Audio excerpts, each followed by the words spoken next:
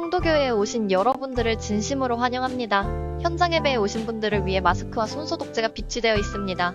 예배당 현장 소독을 하고 있으며 특별히 예배 중에서도 24시간 대형 청정환기 시스템을 설치하였습니다. 공기 청정기 내에 UV로 강력한 바이러스 살균 시스템을 갖추고 있습니다. 설교자는 마스크를 쓰고 예배를 진행하며 예배 후에도 대형 환기 서큘레이터로 환기를 하고 있습니다. 현장 예배의 예방과 안전을 위하여 최선을 다하는 송도교회가 되겠습니다. 편안하고 행복한 현장 예배가 되기를 바랍니다. 감사합니다.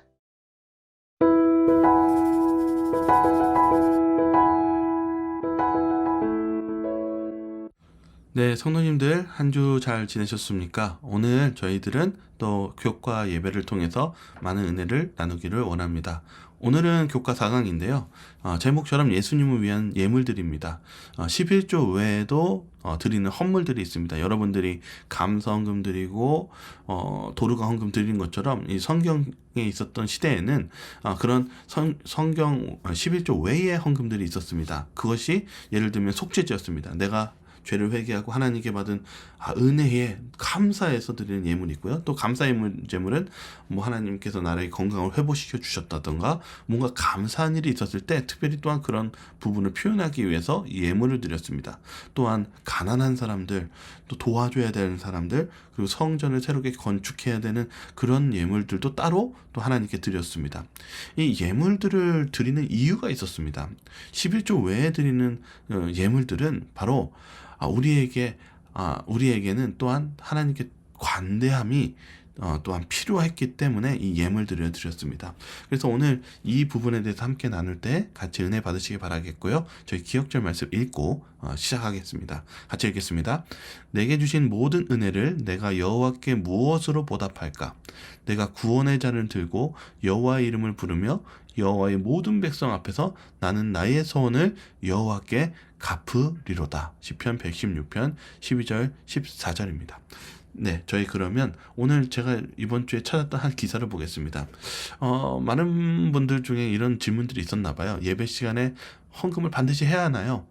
이 마크 조 목사는요, 예배 안에 이미 헌금이 이 안에 포함되어 있다라고 얘기합니다. 그러니까 실은 헌금도 예배이며 이 헌금도 매우 중요한 우리의 신앙생활이라고 설명하고 있습니다. 그렇다면 우리가 이런 중요한 신앙생활을 통해서 어떤 것들을 배울 수 있는지 우리 첫째 날 소지로 가보도록 하겠습니다. 첫째 날 소지는 헌금의 동기입니다. 많은 분들이 이 11금과 이 헌금에 대해서 11금이 아니죠. 헌금에 대한 좀 오해를 가지고 있습니다. 이거 내야 되는 건가? 이렇게까지 해야 되는 건가? 아니면 낼 필요 없잖아. 이런 생각을 합니다. 하나님께서는요. 물론 그리고 이 돈이 필요하신 분은 아닙니다. 그리고 하나님은 돈이 없어도 하실 수 있고, 또한 하나님은 우리가 드리는 헌금보다 더 부유하신 분이십니다. 그러나 하나님이 이 예물을 허락하신 이유는 하나님께서 받은 그 은혜, 그 자비를 감사를 표현하라고 만드신 것입니다. 하나님께 받은 은혜, 그리고 사랑, 여러 가지 축복들을 우리는 반응하는 것이 필요합니다. 근데 그 반응할 수 있는 유일한 길은 이 예물입니다. 특별히 여기 성경을 보니까요, 이 교과를 보니까요, 질문이 이렇게 적혀 있어요. 우리가 하나님께 순종하면 우리를 위해 무엇을 해주시겠다고 약속하시는가? 여기 보시면 마태복음 6장 31절에 염려하지 말라. 무엇을 먹을까? 무엇을 입을까? 염려하지 말라. 이것은 이방인들이 구하는 것이고 하나님이 무엇을 주는지 알고 있다라고 성경 말씀을 기록하고 있습니다. 그리고 지금 제가 빼놨지만 너희는 먼저 그의 나라와 그의 의를 구하라. 그러면 이 모든 것을 너희에게 더하시리라. 하나님도 아십니다. 근데 하나님께서 뭐라고 하냐면 걱정하지 말고 하나님의 뜻대로 살라고 하나님께 순종하라고 이야기하십니다. 그러면 나머지를 책임져 주시겠다고 주님은 말씀하십니다. 또 다른 성경절 한번 볼까요? 신명기 28장입니다. 제가 읽겠습니다. 내가 내 하나님 여호와의 말씀을 삼가 듣고 내가 오늘 내게 명령하는 그의 모든 명령을 지켜 행하면 내 하나님 여호와께서 너를 세계 모든 민족 위에 뛰어나게 하실 것이라. 여기 한번 좀 보시죠. 너를 세계 모든 민족 위에 뛰어나게 하실 것이라. 제가 더 읽겠습니다. 내가 내 하나님 여호와의 말씀을 청종하면 이 모든 복이 내게 임하며 내게 이르리니 성읍에서도 복을 받고 들에서도 복을 받을 것이며 내 몸의 자녀와 내 토지의 소산과 내 짐승의 새끼와 소와 양의 새끼가 복을 받을 것이며 하나님께서 복을 주시는데 그 축복의 범위가 굉장히 넓습니다. 보시죠. 그래서 특별히 이 다른 주석을 좀 찾아봤습니다. 이 신명기 주석의 내용을 보니까 이 부분에서 뭐라고 얘기하냐면 이것은 신적 결정이 인간사에 실제로 반영된다라는 뜻이다. 무슨 뜻이냐면 하나님께서 결정하시고 하나님께서 하시는 일들이 실제로 우리 사는 세상에 일어난다는 것입니다. 그리고 뭐라고 하냐면 그들은 모든 일에 최선의 수고와 노력을 다하지만 우리가 이 세상 살 때 이거 하고 저거 하고 다 하지만 그 결과는 누구에게 달려있냐면 하나님께 달려있다는 것입니다. 여기 또 다른 주석 보겠습니다. NAC 성경 주석인데요. 뭐라고 적혀있냐면 결국 순종은 축복과 연결되어 있다는 것입니다. 여러분이 하나님 말씀에 순종하고 그렇게 나아갈 때 분명히 축복이 있다는 것입니다. 여기에 아까 읽었던 성경절 너를 세계 모든 민족에 뛰어나게 하실 것이다. 여기는 다른 그 성경의 원어의 내용이 뭐냐면 땅의 모든 민족에게 뛰어나게 하시겠다고 축복해 주시겠다고 말씀하십니다. 그러면서 하나님이 이스라엘 백성들을 골라서 하나님이 선택하셨잖아요. 아브라함을 선택하신 것처럼요. 근데 그들이 무슨 백성이 됐냐면 하나님의 축복받은 백성이 되었습니다. 출애굽을 할 때도 보호를 받았고 해하지 않고 하나님께서 만나를 먹이고 그렇다면 이게 무슨 관련이 있느냐? 하나님께서 이스라엘을 선택하셨지만 결국 이스라엘 백성들은 하나님의 말씀에 순종할 때 축복을 받은 것처럼 그리고 하나님께서 이스라엘 백성들을 모든 민족이 뛰어나게 하시지 않으셨습니까? 그것과 마찬가지로 우리가 이스라엘 백성들이 어떻게 그렇게 되었냐? 하나님의 말씀에 순종했었을 때 축복을 받았다는 것입니다. 그것을 우리가 바라본다면 우리들의 삶 속에 하나님의 축복을 받기 원한다면 그분의 말씀에 순종해야 되지 않겠는가? 이런 내용입니다. 그래서 우리가 실은 헌금을 드릴 때 하나님은 돈이 없는 분이 아니십니다. 그러나 하나님이 받은 그 축복과 그 사랑에 우리가 반응할 필요가 있다는 것입니다.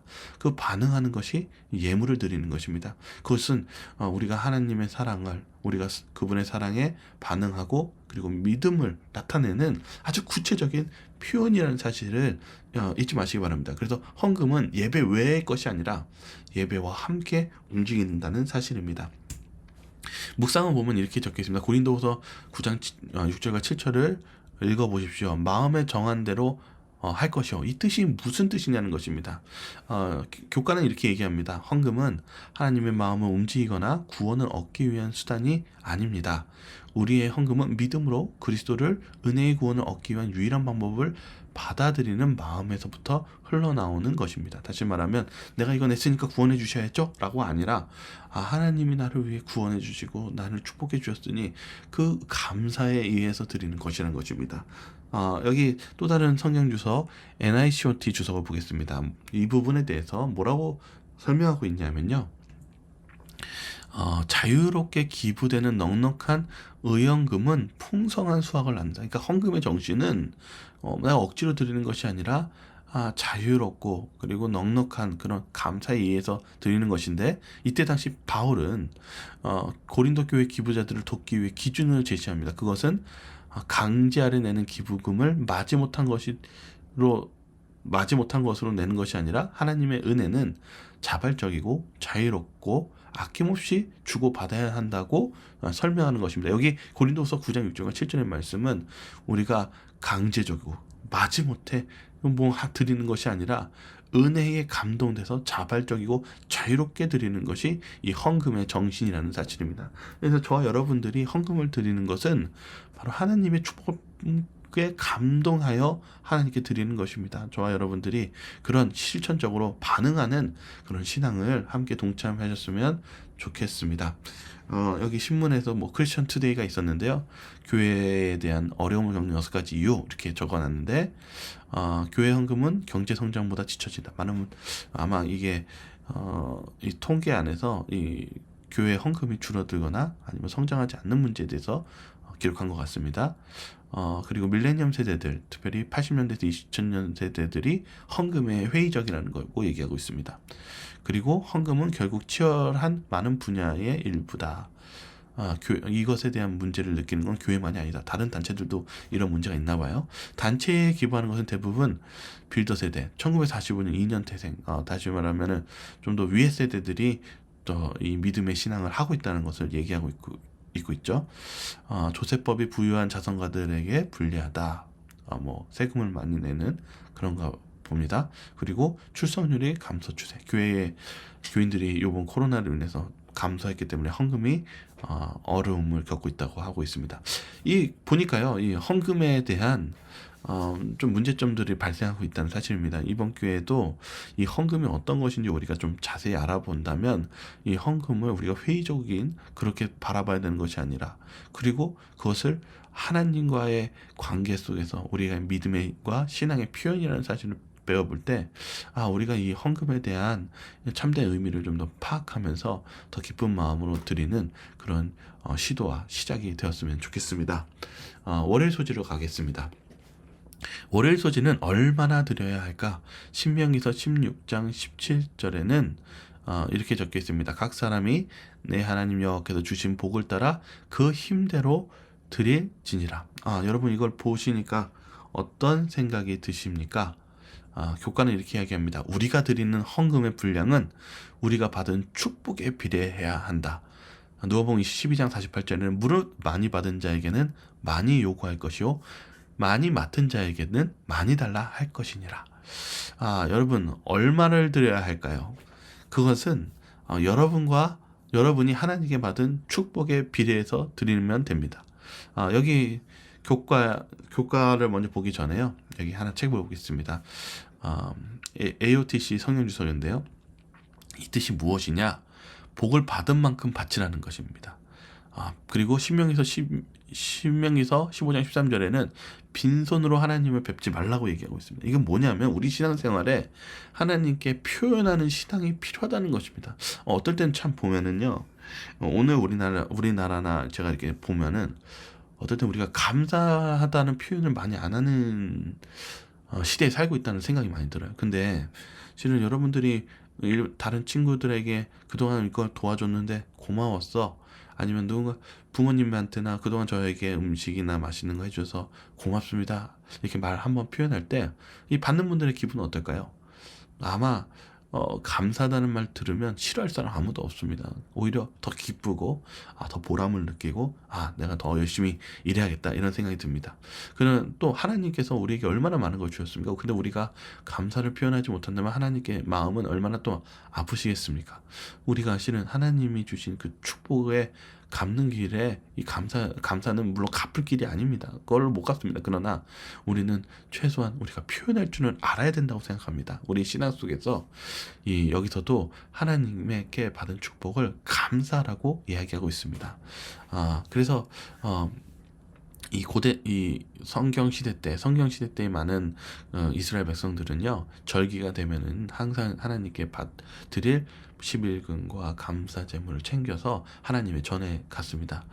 이것에 대해서는 그들이 동참할 권리와 의무가 있다, 이렇게 설명하고 있습니다. 여기 질문 하나 보시죠. 여기 2절에 제시된 질문을 어떻게 답해야 하는가, 이렇게 설명하고 있습니다. 좀 보겠습니다. 교과는요, 여기 죄송합니다. 여기 성경절, 성경절은 성경절에 대해서 뭐라고 얘기하냐면 우리가 하나님의 은혜를 다 갚을 수 있나? 결코 없다, 이렇게 얘기하고 있습니다. 최선의 일은 하나님의 사업과 이웃을 돕는 일에 후한 마음을 갖는 것이다. 우리가 최고로 할 수 있는 일은 하나님의 사업과 이웃을 돕는 일에 넉넉하고 그런 마음을 가져야 된다는 것입니다. 예수님께서는 뭐라고 하셨냐면 제자들을 선교지에 보냈을 때 너희가 거저 받았으니까 거저 주라고 얘기하고 있습니다. 예수님이 이 제자들에게 얼마나 많은 이적과 가르침과 축복을 주었습니까? 제자들은 그들이 하는 이 선교 사업 이런 것들은 뭔가 아까워서 한 게 아니라 하나님이 주신 그 축복을 나누어 주는 일이라는 사실입니다. 그러니까 주님께서도 너희가 거저 받았으니 거저 주라고 선포하신 것입니다.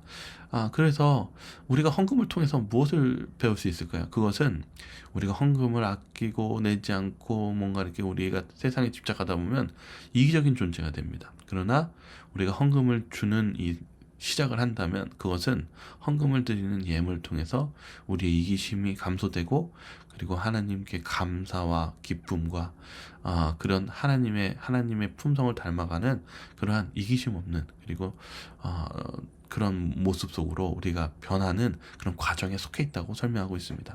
여기 시편 116편 12절 14절 읽어보라고 했는데요. 제가 읽겠습니다. 내게 주신 모든 은혜를 내 여호와께 무엇으로 보답할까? 내가 구원의 자를 들고 여호와의 이름을 부르며 여호와의 모든 백성 앞에서 나는 나의 소원을 여호와께 갚으리로다.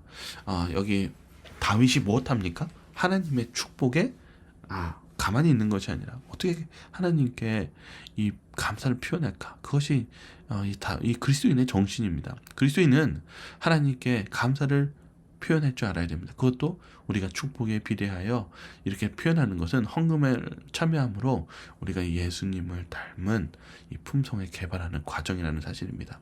묵상은 이렇게 얘기합니다. 헌금 액수와 드릴 곳은 각자 결정할 수 있다.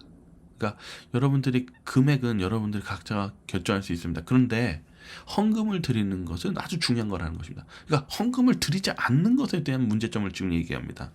헌금을 드리는 것은 아주 우리 영적이고 도덕적 의미를 갖고 있는 우리가 그렇게 가고 있는 아주 그리스도인의 의무라는 것입니다. 다시 한번 설명드리겠습니다.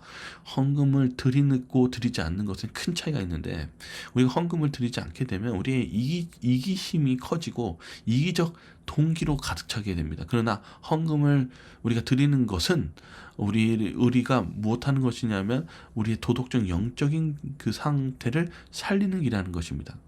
우리가 그런 게 아주 중요한 것 같아요. 뭐냐면 우리가 자꾸 이렇게 뭔가를 아끼고 하다 보면은 뭔가 이기적으로 변하고, 또한 뭐가 없냐면 자비심이 없어집니다. 그러나 우리가 비록 얼마 없을지라도 우리가 가진 것에서 하나님께 감사한 마음으로 누군가를 도와주고 하나님께 헌금할 때 우리의 마음에는 이기심이 줄어들고, 그리고 우리의 자비심, 하나님의 자비심, 이러한 도덕적인 영적인 부분들이 살아나는 그런 경험을 하게 될 것입니다. 우리 그래서 이 헌금을 안 하시는 분들은 한번 좀 시도를 하시는 것이 어떤가 그런 생각이 듭니다. 셋째 날입니다. 화요일 소지 헌금과 예배. 교과는 이렇게 정리합니다. 신약에서 보면은요, 이 예배 과정에 이 헌금이 있었다는 것입니다. 말씀을 선포하고 기도하고 음악 찬양이 나오고 그다음에 11조와 헌금을 드리는 것입니다. 다시 말하면 11조와 헌금은 예배의 일부라는 사실입니다. 이스라엘 당시 절기 때 11조와 헌금을 준비하라고 그랬습니다. 그러니까 이 11금은 예배의 행위라는 것이 아까 반복했던 게 다시 나오죠. 여기 역대상을 읽어보라고 하는데요. 여호와 이름을 합당한 영광을 그에게 돌릴지어다. 여기 보면 합당한 보이시죠? 그리고 제물을 들고 그 앞에 들어갈지어다. 아름답고 거룩한 것으로 여호와께 경배할지어다. 합당한이라는 것이 의무를 얘기합니다. 시편 96편 8절 9절 보시면요, 여호와의 이름에 합당한 영광을 그에게 돌릴지어다. 똑같죠? 우리가 이런 하나님께 감사를 드리는 거, 표현하는 거, 이거 의무입니다. 그래서 저와 여러분들이 그런 의무를 하시며 나아가시길 바라겠습니다. 네, 어떻게 보면은 하나님께 드리는 헌금은 의무이지만 또 다른 말은 우리가 하나님의 백성으로서 이것은 특권입니다. 그리고 어쩌면 우리가 하나님의 은혜를 받았지만 아주 조금이나마, 완전히 갚을 수는 없지만 조금이나마 우리가 갚을 수 있는 기회이기도 합니다. 어쩌면 여러분이 이 헌금을 드리는, 예물을 드리는 거 정말 내가 특권을 갖고 있구나, 그리고 기회에 있구나 라는 그런 감사하는 마음으로 살면 좋을 것 같습니다. 특별히 여기 시편 96편 8절 9절에 대해서 NICOT 성경 주석을 보겠습니다. 여기 돌릴지어다는 의미는 행동하라는 부름이다. 그리고 필사적인 명령이고 지혜롭게 선택하라는 지시다. 이런 뜻이래요. 하나님께 영광을 돌리라는 것은, 합당한 영광을 돌리는 것은 지혜롭게 그리고 필사적으로 이것을 지키며 행동하라는 강력한 표현입니다.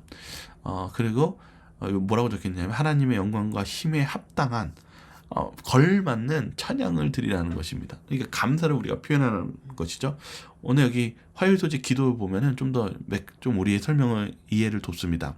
우리의 재물을 통해 하나님께 예배할 수 있게 하시니 감사합니다.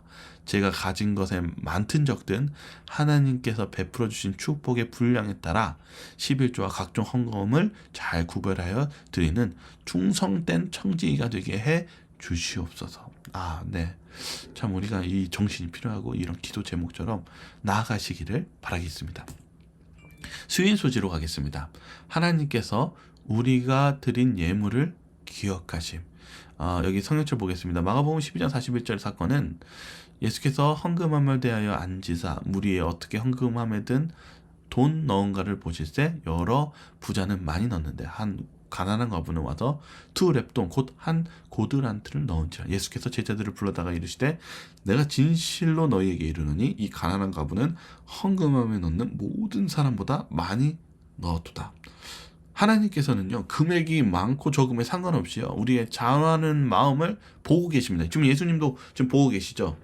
우리가 이제 잊지 마셔야 되는 것은 바로 하나님께서는 우리가 드리는 이 헌물을 기억하고 계시고 보고 계시고 관심을 가지고 계신다는 사실입니다. 그렇다면 이거는 참 중요하다는 것입니다. 그래서 우리 좀 보시죠. 시대의 소망 보시면요, 이 적은 예물의 가마는 그 시작은 작으나 각 시대를 통해 흘려내려오면서 넓어지고 깊어지는 시냇물과 같았다라고 설명하고 있습니다. 다시 말하면요, 지금 드리는 이 헌물이요, 보시니까 우리가 별거 아닌 것 같죠. 이 과부가 드린 그거는 아주 작은 금액입니다. 근데 예수님께서는 아주 기뻐하시고 그녀의 마음으로 온 정성을 드린 것을 기뻐하시며 그리고 아주 많이 냈다라고 기뻐하십니다. 근데 여러분들이 드리는 이 예물은요, 각시를 통해서 흘러내려서 어떻게 보면 조그맣게 흘러드리는 어떤 이슬 같지만 그것이 모여서 큰 시냇물과 하나님의 선교사에게 큰 역사를 이뤘다는 것입니다. 여기 그 내용 속에서 과부의 자아희생의 모범은 각 나라에서 각 시대를 통하여 무수한 사람들의 마음에 감명을 주었다. 많은 사람들에게 이 그녀의 이 모범이 감명을 주었다는 걸 얘기하고 있습니다. 그래서 그녀가 한 일은 훨씬 더 큰 일을 했다는 것입니다. 헌금은 과부의 예물의 가치를 증대시켰다. 과부의 푼돈은 하나님의 축복으로 위대한 결과들의 근원이 되었다. 이 과부가 비록 그 아주 작은 금액으로 하나님께 드렸지만 그녀가 드린 모든 것을 드릴 때 많은 사람들이 감동해서 큰 시냇물과 되고 큰 역사가 이루어진 것처럼 하나님이 드리신 이 헌금의 이 힘은, 하나님의 감동 안에 드려진 힘은 큰 역사를 이룰 것입니다. 그래서 저와 여러분들이 드리는 이 헌금을 하나님께 감사함을 드릴 때 그 헌금은 정말 하나님의 역사에 큰 역사와 선교 사역에 큰 힘을 발휘할 것입니다. 그러한 일에 감사함과 기쁨으로 드리시길 바라겠습니다. 여기 질문 안에 또 이런 질문이 있습니다. 로마 백부장이 하늘 천사의 방문을 받은 이유는 무엇입니까? 여기 성경절 사도행전 10장 보면 이렇게 적혀 있습니다. 그가 경건하여 온 집안에 더불어 하나님을 경외하며 백성을 많이 구제하고 하나님께 항상 기도하더니. 여기 로마 백부장이 뭘 했다고 하냐면 기도만 한 게 아니라 많은 백성을 구제하고 도와주는데 아주 정말 열성으로 이 하나님의 선교 사역을 했다는 것입니다. 이방인이었죠. 근데 뭐라고 적혔냐면 하루는 제9시쯤 되어 환상 중에 밝히 보매 하나님의 사자가 들어와, 천사죠, 이르되 고넬료야 하니 고넬료가 주목하여 보고 두려워하여 이르되 주여 무슨 일이니까 하되 천사가 이르되 내 기도와 구제가 하나님 앞에 상달되어 기억하신 바가 되었으니. 뭐라고 얘기합니까? 천사가 얘기합니다. 네가 한 기도, 네가 한 헌금, 예물, 구제가 하나님 앞에서 기억되고 있다. 하나님이 보신 것입니다. 그러니까 저와 여러분들이 드리는 헌금은 누가 보실까요? 하나님 보고 계십니다. 여러분이 하시는 그 기도 누가 듣고 계실까요? 하나님께서 듣고 계십니다. 하나님은 이 여러분들이 드리는 예물을 기억하십니다. 기억한다는 말은 잊지 않으신다는 것이고, 잊지 않는다는 뜻은 무엇일까요? 또한 하나님께서 여러분들을 잊지 않고 또한 축복해 주시겠다라는 또한 축복의 의미도 같이 됩니다. 저와 여러분들이 하나님의 축복 속에서 사시기를 바라겠습니다. 그리고 또한 우리가 최소한이 아니라 의무죠. 정말 감사를 표현하는 그런 하나님의 백성이 되셨으면 좋겠습니다. 어쩌면 우리가 드리는 정말 나는 아직 너무 부족하고 내가 가진 건 별로 없는데, 그러나 그 여러분의 그 믿음과 감사를 가지고 거기 안에서 하나님의 분량대로 드리신다면 하나님께서는 분명히 큰 역사와 여러분의 기억하셔서 여러분들을 또한 축복으로 이끄시는 그런 하나님의 역사를 보게 될 것입니다. 그런 믿음의 시작이 되셨으면 좋겠습니다. 마지막으로요, 우리 목요일 소지하고 마치겠습니다. 특별계획 큰 병에서 드리기. 이 교과 연구를 통해서 뭐라고 얘기했냐면요, 우리가 사는 삶 속에서 우리가 버는 그 재산 안에 9% 정도가 즉시 현금으로 우리가 쓸 수 있는 금액이래요.